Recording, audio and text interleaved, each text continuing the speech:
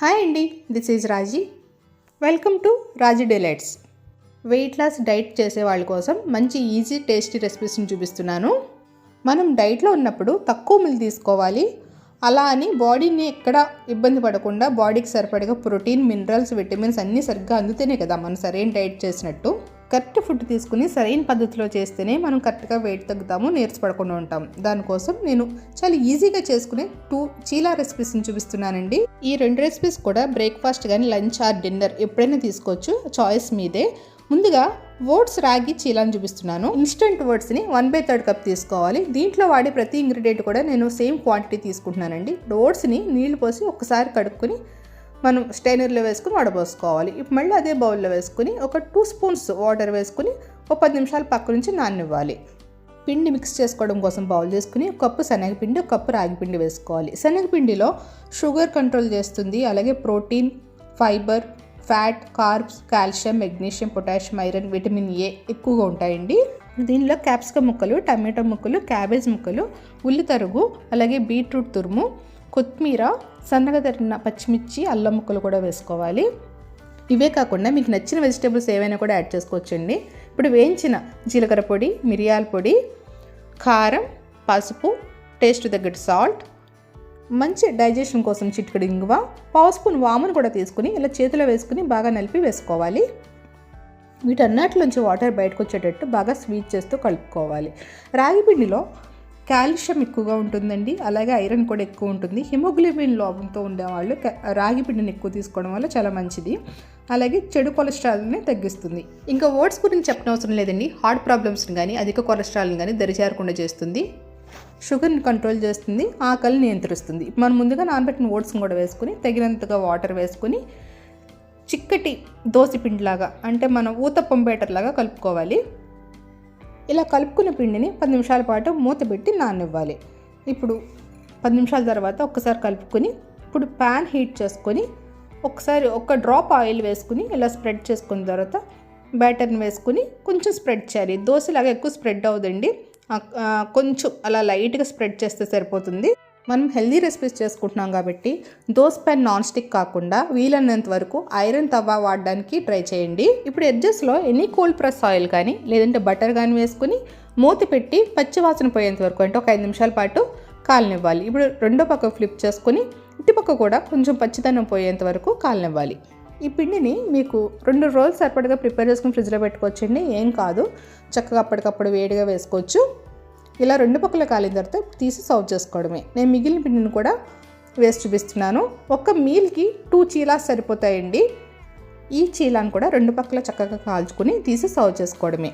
వీటిని ఇలానే డైరెక్ట్గా తినేయచ్చండి, లేదు అంటే కనుక వీటికి పెరుగు కాంబినేషన్ చాలా బాగుంటుంది. పెరుగులో లైట్గా జీలకర్ర పొడి వేసుకుని తింటే చాలా బాగుంటుంది. ఒక 2 చీలాస్, 1 కప్పు పెరుగు, మనకి ఫుల్ మీల్ కంప్లీట్ అయిపోతుందండి. చేసుకోవడం చాలా ఈజీ, టేస్ట్ చాలా బాగుంటుంది, తొందరగా ఆకలేదు. మన బాడీకి ఒక రోజుకి కావాల్సిన హై ప్రోటీన్ మొత్తం ఇవి తీసుకోవడం వల్ల అందుతుంది. ఇవి చాలా ఈజీగా డైజెస్ట్ అవుతాయండి.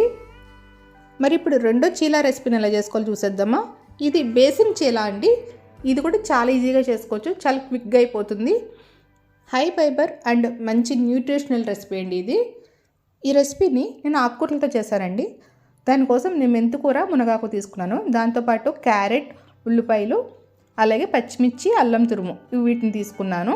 ఇంకా మెంతికూరలో vitamin A, B, C, D, protein, అలాగే ఫైబర్, ఐరన్, కాల్షియం, మెగ్నీషియం ఎక్కువగా ఉంటాయండి. అలాగే ఇంకా మునగాకు గురించి చెప్పనవసరం లేదు. మునగాకులో 300 రకాల వ్యాధులను దూరం చేసే గుణం ఉంటుందంట. దేంట్లో లేనంత ఎక్కువగా విటమిన్ ఏ ఎక్కువగా ఉంటుంది. అంతేకాదండి, కాల్షియం, ఐరన్ కూడా చాలా ఎక్కువగా ఉంటాయి.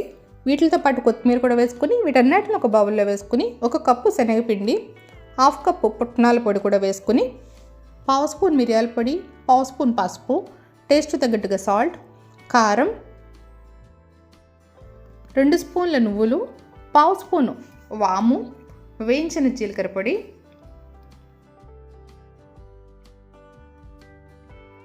విటమిన్ సి కోసం ఒక అరచక్క నిమ్మకాయను కూడా వేసుకుని ఇప్పుడు ఇవన్నీ కూడా బాగా కలిసేటట్టు చేత్తో బాగా ఒత్తుకుంటూ కలుపుకోవాలి.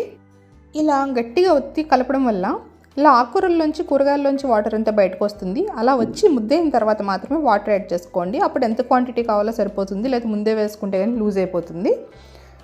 చూడండి, ఇలా ముద్ద చేసి ఇలా స్ప్రెడ్ చేస్తే స్ప్రెడ్ అవుతుంది కదా, ఇలా ఉంటే సరిపోతుంది. ప్యాన్ బాగా హీట్ అయిన తర్వాత ఒక డ్రాప్ ఆయిల్ వేసుకుని బాగా స్ప్రెడ్ చేసుకొని ఇప్పుడు ఒక గరిటెతో పిండి తీసుకుని పెనం మీద వేసి ఇలా స్ప్రెడ్ చేసుకోవాలి. సేమ్ ఓట్స్ చిలాలనే ఎక్కువ స్ప్రెడ్ అవ్వదండి, ఊతప్పంలా అలానే ఉంటుంది. ఇలా కొంచెం స్ప్రెడ్ చేసుకున్న తర్వాత దీంట్లో కూడా కోల్డ్ ప్రెస్ ఆయిల్ కానీ లేదంటే బటర్ కానీ వేసుకొని మూత పెట్టుకొని రెండు వైపులా బాగా కాల్చుకోవాలి. చూడండి, ఒకవైపు కాలిన తర్వాత రెండో వైపుకి ఫ్లిప్ చేస్తున్నాను. ఇప్పుడు ఇటువైపు కూడా మూత పెట్టి చక్కగా కాలనివ్వాలి. ఇప్పుడు రెండు వైపులా కాలు రెడీ అయిపోయింది. ఇలానే మిగిలిన పిండిని కూడా వేసుకొని సర్వ్ చేసుకోవడమే. చూడండి, ఇంత చక్కటి high protein and high fibre weight loss recipes ready అయిపోయినాయి. వీటిని ఇలానే డైరెక్ట్గా తినేయచ్చండి. ఒకవేళ దీనికి కాంబినేషన్గా కావాలనుకుంటే కనుక మన ఇంట్లో ఉండే మామిడికాయ చట్నీలు కానీ టమాటో చట్నీ ఏ చట్నీతోనే తీసుకోవచ్చు. టేస్ట్ చాలా బాగుంటుంది. ఈ రెసిపీస్ని వెయిట్ లాస్ చేసేవాళ్ళే కాకుండా పిల్లల నుంచి పెద్దల వరకు ఎవరైనా తీసుకోవచ్చండి. మంచి హెల్దీ అండ్ న్యూట్రిషనల్ ఫుడ్ ఇది. మరి ఈ హెల్దీ రెసిపీస్ మీకు నచ్చినాయి అనుకుంటున్నాను. మీకు నచ్చినట్టయితే కనుక మీరు ట్రై చేసి మీకు ఎలా కుదిరిందో నాకు కామెంట్ చేయండి. అలాగే మన ఛానల్ని ఫాలో చేసి లైక్ చేసి షేర్ చేసి సబ్స్క్రైబ్ చేయండి. మరో మంచి రెసిపీతో మళ్ళీ కలుద్దాం.